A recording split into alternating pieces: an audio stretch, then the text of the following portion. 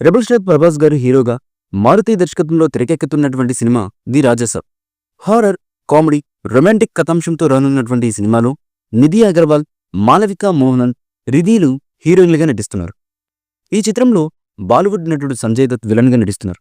తమన్ సంగీతం అందిస్తున్నటువంటి ఈ సినిమాకు పీపుల్స్ మీడియా ఫ్యాక్టరీ బ్యానర్పై విశ్వప్రసాద్ గారైతే భారీ బడ్జెట్తో నిర్మిస్తున్నారు.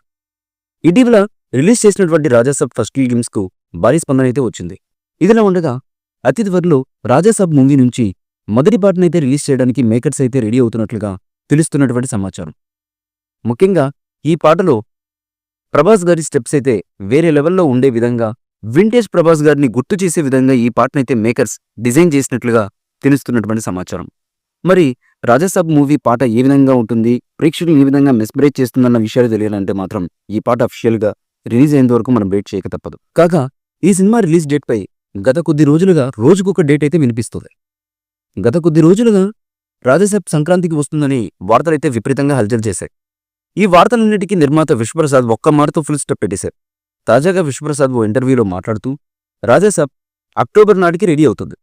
తెలుగు బయర్స్ జనవరి 9న రిలీజ్ చేయమని, హిందీ బయర్స్ డిసెంబర్ 5న రిలీజ్ చేయమని అడుగుతున్నారు.